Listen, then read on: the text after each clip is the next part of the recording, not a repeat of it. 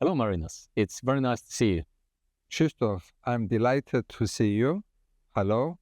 Hello, everyone. I suppose ex-students are watching and people that know us.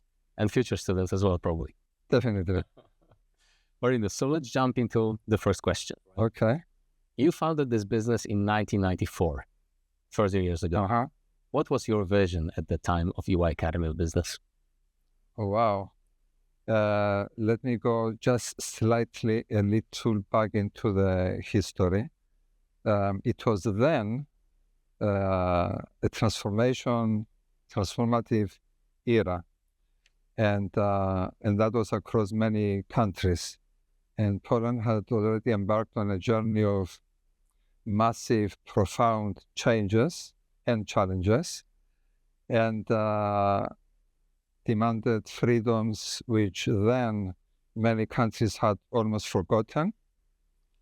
And as we have always been innovative, and I'm going back a little in the history because it's important to know that history helps us learn how to maintain our innovative spirits. And the 150 years history of EY, as you know, in that history, we have forged our credibility by being trustful, by being people of integrity, by being people of trust. And that is important because this is what we have done within the EY Academy as well. So to go back a little, this has been always our purpose, our vision.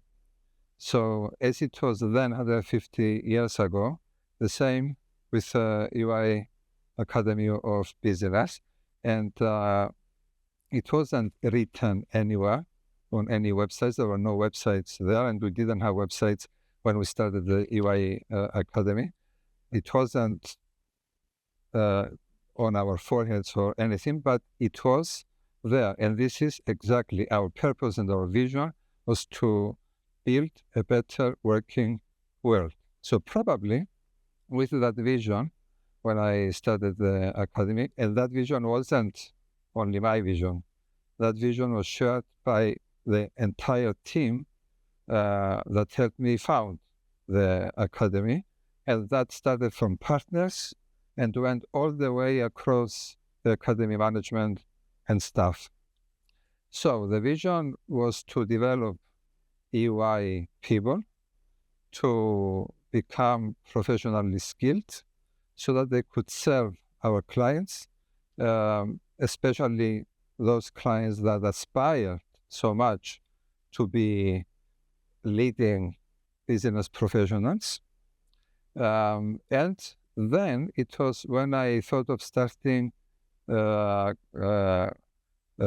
qualifying people with ACCA. Mm-hmm. ACCA was a very demanding qualification. It was internationally recognized. It gave skills which didn't exist in those days. So we were the first to make people ACCA members, and that was the beginning also of the ACCA society, which is so successful today, not only in Poland but across the planet. So the EY highly skilled professionals helped the Polish economy develop faster than anticipated. It was an amazing time. So that was a vision which I can never forget. I actually lived that vision in a tangible way, and I can see today all these successes that have come along. At that time, expertise was very scarce in the market.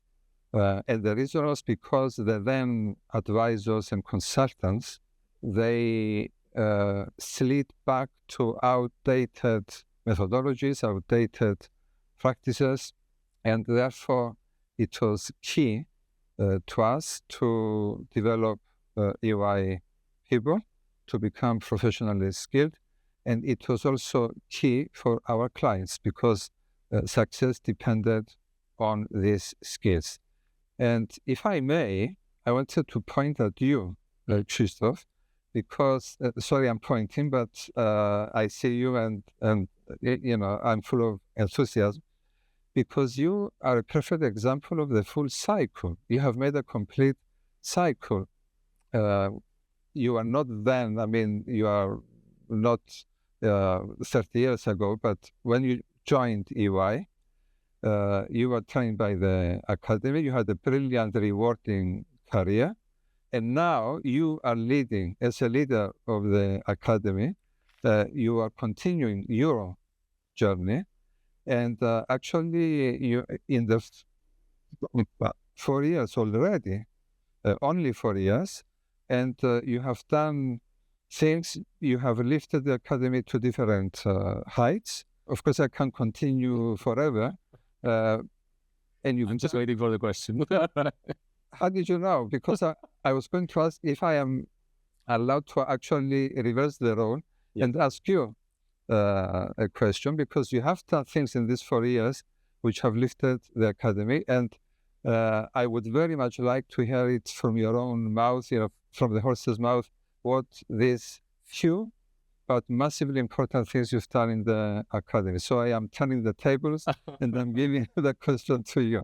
Thank you, Marinos. Yes, I remember when I joined EY, it was 2005. And actually you, Martinos, and a couple of other trainers were the first one that I met. And it was actually you who helped me to understand IFRS, finance.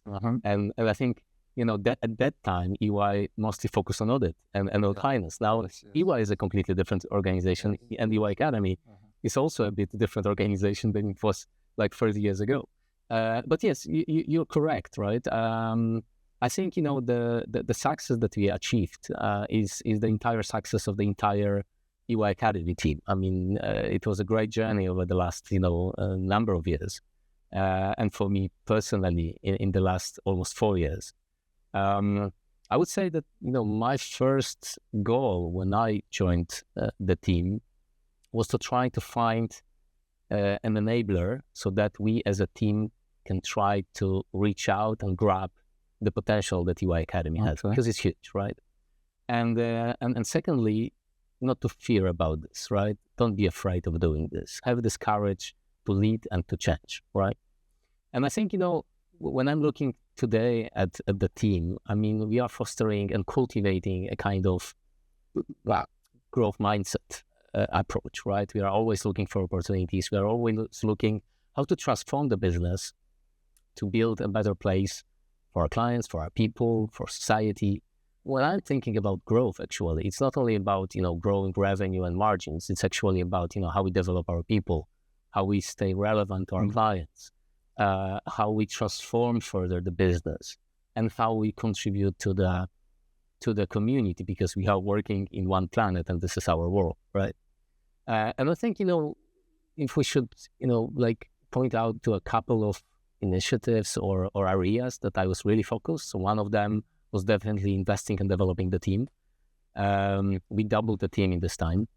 Secondly, was definitely, looking at the portfolio of solutions and products that we have and try to expand it as much as possible so that we can address very diversified and individual needs of our clients. Finally, I would say pricing. We had inflation over the last 3 years. We have even now. So this was a kind of challenge, to think, how we want to restructure our way of pricing. Transformation of our go-to-market strategy, primarily around marketing and how do we say it's an integration with EY, right? Because, working closely with the global organization gives you a lot of synergies and a lot of opportunities that we can, use and benefit from, right? But I think, what has not changed is that, like 3 major aspects that we have to do every day. And this is our bread and butter, right? So be close to our clients, keep, the top quality and take care of each other in the team, right? Taking care of the team. This is something that it's like ongoing job every day. Absolutely. Yeah. And I think, over the last, almost 4 years, we almost doubled the business, but we are not there that we would like to be. I mean, there is still a lot of work, to be done, right?